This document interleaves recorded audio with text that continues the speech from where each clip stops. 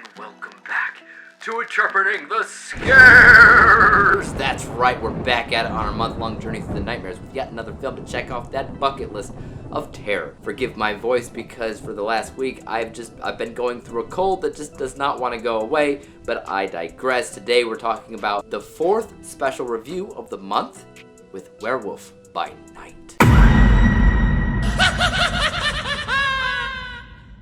On a dark and somber night, a secret cabal of monster hunters emerge from the shadows and gather at the foreboding Bloodstone temple following the death of their leader.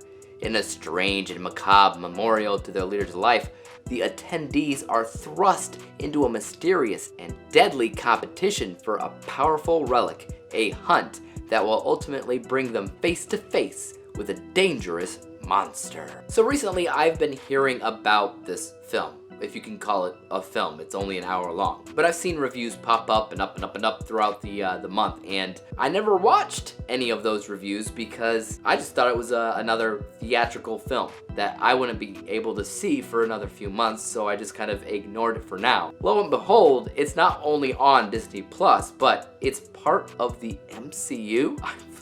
Color me surprised because I didn't know that at all. So right off the bat, I'm really invested. Even though I'm not that big of a fan in general of werewolf films, this is a werewolf film on Disney Plus as part of the MCU, which that alone's kind of insane. But it's also black and white and made to look like the old horror monster films of the 1930s, which is so cool. I really appreciated that. So lots of emphasis on practical effects, lots of emphasis on how lighting and shadow works because it really is dealt with in classic black and white fashion. There is some CGI in the film, of course, because it is kind of a monster film. So I'll just say this. One of the monsters is CGI, another one is completely and utterly practical like you would normally find with something like The Wolfman in the 30s. And honestly, when I was watching it, I went back and forth trying to decide which way is better, because in the 30s they didn't have CGI, so they were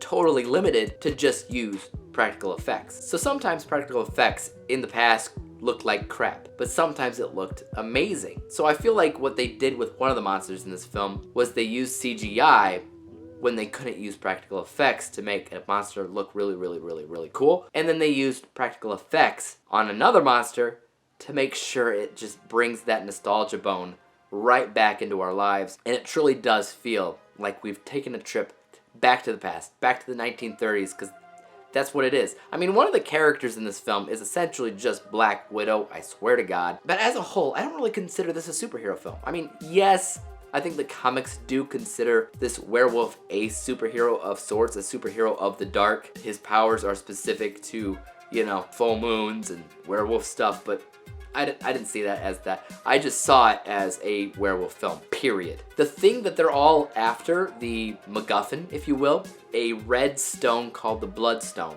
I couldn't help but think that this was just an infinity stone, specifically speaking, the reality stone. Not just because it's red, but because what it can potentially do. This film, of course, was directed by Michael Giacchino. If that's how you say his name, I'm not entirely sure, but that's surprising to me. I don't usually see music composers direct movies. I don't care if you call it a short film or a special TV thing.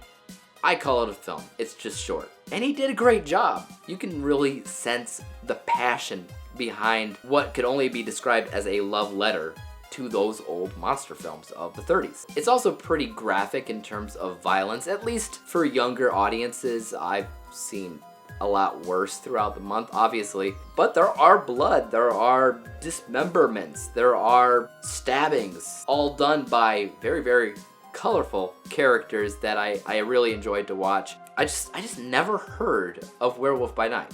I mean, I haven't heard of every single Marvel comic out there, of course, but this seemed weird. Like, for whatever reason, I was thinking Werewolf Among Us or whatever that werewolf game is where I'm not the werewolf, which Andrew Garfield liked to say. I was waiting for Andrew Garfield to pop up and say, I'm not the werewolf. I'm not the werewolf. Overall, it's a great addition to the month of October. It feels like it fits right in. It's probably going to be Disney Plus's best October installment because I saw Hocus Pocus 2. I don't think that that's going to be the best Disney Plus has to give us in terms of October spooky films. Now I gotta stop talking because this is hurting. I actually lost my voice a couple days ago. I could not say a single word. So in an effort not to go back to that, we're gonna take a look at my final score for a second when it comes down to Werewolf by Night, which I scored a B letter grade. 79% overall score, which you can see from my unbiased and biased score together. Those are pretty much scored pretty darn similar because in general, it's as entertaining as it is well made. Is it the best thing that you'll see all year? Probably not, but it is a fun time. It's a good thing to just enjoy in the moment. It's not too long, obviously, it's just an hour long. Very basic plot, colorful characters that you can really enjoy watching. The works. But guys, have you seen Werewolf by Night? Please let me know what you thought about it in the comment section down below, and as for YouTube, you guys know what to do. Hit the like, hit the subscribe button, and hit the bell to be notified when I come out with my next review. And until then, peace out.